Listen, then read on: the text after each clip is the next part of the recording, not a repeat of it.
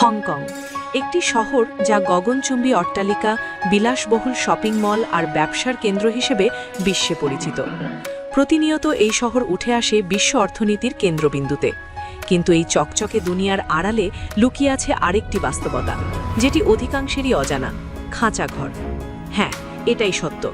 এমনই মানবেতর জীবনযাপন করছে হংকংয়ের দরিদ্র জনগণ। পশু পাখিদের খাঁচায় বাস করার বিষয়টি স্বাভাবিক, কিন্তু যদি মানুষ খাঁচায় বাস করে সেটা অস্বাভাবিকই বটে। এগুলি আসলে মানুষের থাকার জায়গা। হ্যাঁ, আপনি ঠিকই শুনেছেন, মানুষ খাঁচায় থাকে, যেন তারা আর মানুষ নয়, পোষা প্রাণী। খাঁচায় বাস করা অধিকাংশ মানুষই হংকংয়ের দরিদ্র জনগোষ্ঠী। এই মানুষগুলোর মাথা গোঁজার কোনো ঠাঁই নেই।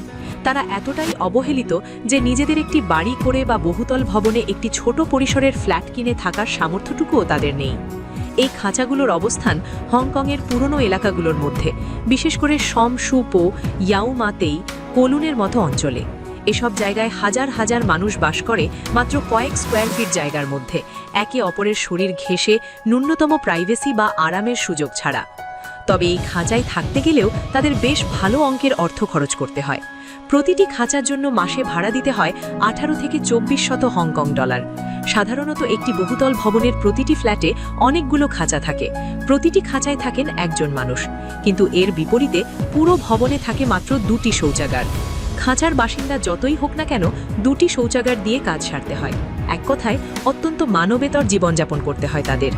খাঁচার বাসিন্দাদের কথাতেও এই মানবেতর জীবনের ধ্বনিগুলোই প্রতিধ্বনিত হয়। বেশ কয়েকজন পৌর আছেন যাদের জীবনের প্রায় অর্ধেকটাই খাঁচার বাসাতেই কেটেছে। তাদের মতে, খাঁচাতে বাস মানে কফিনে ঢুকে মৃত্যুর জন্য অপেক্ষা করা। আসলেই এমন জীবনযাপন লাশের কফিনে থাকার মতোই, কেননা এই মানুষগুলো জীবনে না করতে পারে বিয়ে, না পারে নিজের যৌন চাহিদা মেটাতে। এদের মধ্যে অনেকেই বলে, আমার জীবন যৌবন এখানেই কাটিয়ে দিয়েছি, কারণ এরা নিজের পেট চালাতে গিয়েই হিমশিম খায়। তাছাড়া আপনি শুনে অবাক হবেন, এরা এমন একটা বাসায় থাকে যেখানে কোনো রান্নাবান্না হয় না। আসলে রান্নাবান্না হবে কি, এখানে তো রান্নাবান্না করার মতো জায়গাই নেই। এরা সব সময় অপেক্ষা থাকে কখন চ্যারিটি সংগঠনের ছেলে মেয়েগুলো আসবে এবং 1 প্যাকেট খাবার দিয়ে যাবে। এমন অনেক সময় হয়েছে তাদের সারাদিন কেটে গেছে, কিন্তু তাদের দরজায় কেউ কড়া নাড়েনি, বলেনি দুপুরের খাবার খেয়েছেন। 70 বছর বয়সী চ্যাং চিয়ং পেশায় ছিলেন শ্রমিক। বয়স বাড়ার সাথে সাথে কাজ হারিয়েছেন এবং এখন মাসে মাত্র 400 মার্কিন ডলারের মতো সামাজিক সহায়তা পান। তাতে হংকংয়ের মতো ব্যয়বহুল শহরে বাসা ভাড়া নেওয়া তো দূরের কথা, খাওয়াই ঠিকমতো জোটে না। তাই বাধ্য হয়েই চ্যাং এখন 15 স্কোয়ার ফিটের একটি খাঁচার মধ্যে বাস করেন। সেই খাঁচার ভেতরে রয়েছে একটি ছোট খাট, কিছু জামাকাপড় এবং একটি বৈদ্যুতিক ফ্যান। চ্যাং বলেন, রাত হলে ঘুম আসে না। পাশের খাঁচা থেকে কেউ হাঁচি দিলে আমি কেঁপে উঠি। এটা কোনো জীবন না, এটা কেবল বেঁচে থাকা।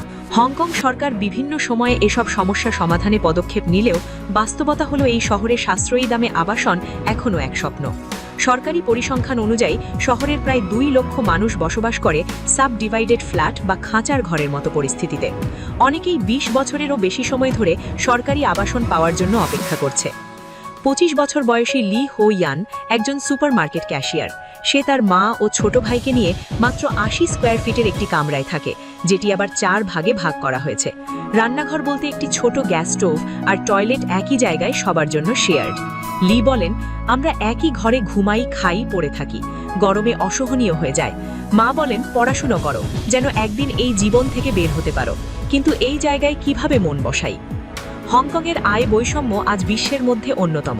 এখানে গরিব ও ধনী মানুষের মধ্যকার ব্যবধান এতটাই বিশাল যে একদিকে রয়েছে বিলাসবহুল পেন্ট হাউস, অন্যদিকে মানুষ খাঁচায় ঘুমাচ্ছে।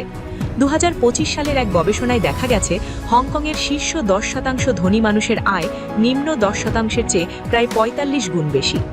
তথ্য অনুযায়ী অনেক খাঁচার আয়তন 15 থেকে 30 স্কোয়ার ফিটের মধ্যে। এই জায়গাতেই মানুষ ঘুমায়, খায়, কখনো কখনো রোগে ভুগে মৃত্যুবরণও করে। খাঁচাগুলোর খোলামেলা কোনো জানালা নেই, অনেক সময় দিনে আলো পর্যন্ত প্রবেশ করে না। সরকার প্রতিশ্রুতি দিয়েছে আগামী 10 বছরে অন্তত 3 লাখ সাশ্রয়ী ঘর নির্মাণের। কিন্তু প্রশ্ন থেকেই যায়, এই ঘরগুলো কি সেই দরিদ্র শ্রেণীর জন্যই হবে, নাকি মধ্যবিত্তদের চাহিদা মেটাতেই আবার চলে যাবে? চ্যান বলেন, আমি জানি হয়তো এই খাঁচাতেই মারা যাব, কিন্তু আমি আশা করি ভবিষ্যৎ প্রজন্ম অন্তত এই খাঁচার জীবন থেকে মুক্তি পাবে।